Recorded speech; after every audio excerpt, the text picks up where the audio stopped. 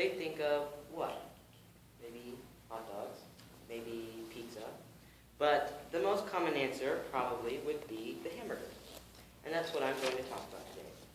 The history and composition of this famous sandwich is... Wait a minute, whoa, back it up a little bit. Do you all know what a sandwich is? Yes, well, I mean, of course, you all know what a sandwich is. But do you know how a sandwich got started? That's my question. Yes. Okay, well then, let me tell you. Well, the sandwich was invented in the mid-1700s by a man named John Montagu. Now, Mr. Montagu was the Earl of a town. Guess what the town's name was? Sandwich, right? It was also said of Mr. Montagu that he was a frequent gambler. He gambled very often, usually hours at a time, so he didn't take the time to have actual meals. So every so often what he would do is ask his servants to give him a piece of cold meat between two pieces of bread. He put it between two pieces of bread so that he wouldn't get his hands greasy while playing with the cards. This snack became very famous among his gambling little posse. And so they started to order the same, saying, "I'll have the same as sandwich." Now I'll give you a little piece of trivia. If you have a really, really, really good globe and you look around the Hawaiian Islands, or if you go to Argentina, the tip of Argentina, and go southeast a little bit, you will see the South or North Sandwich Islands. Now, many people make fun of the Sandwich Islands, mainly because of its name, and young kids think that the Sandwich Islands are huge floating sandwiches in the middle of nowhere. But in reality, John Montagu, the Earl of Sandwich, owned those islands. Just a little bit of interest. Now, we're back to the hamburger. Since the hamburger was and is very famous, many claims have been made for its creation. But the most widely believed, and the story that's recorded in the Library of Congress, gives credit to Louis Lasson. Now, Mr. Lasson owned a small steak sandwich wagon in Connecticut in 1900.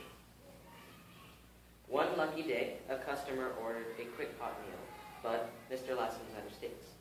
So what he did instead, grabbed some ground beef trimmings, made a patty, cooked it up, put it between two pieces of bread, and served it to the customer.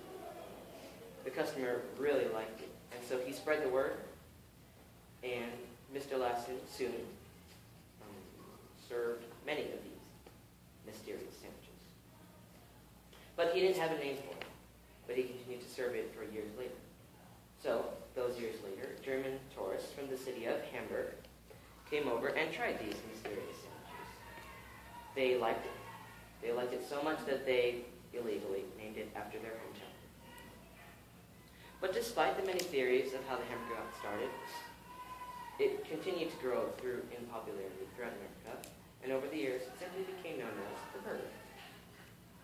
There are tons and tons of hamburger restaurants, but one that's California exclusive, and which I'm sure you all know about, is this.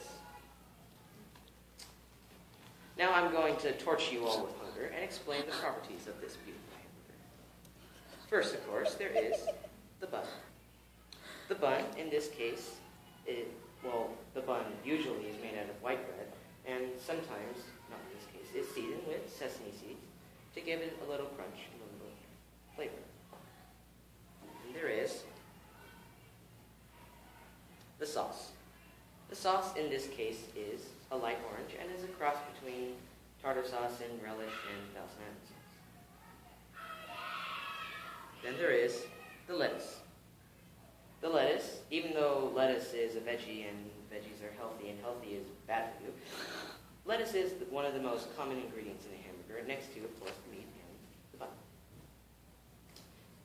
The lettuce is usually iceberg lettuce, mainly because it doesn't have an especially overpowering taste, and because it's crunchy and shiny. Then there are the tomatoes. The tomatoes are usually beefsteak tomatoes because, well, beefsteak goes well with meat.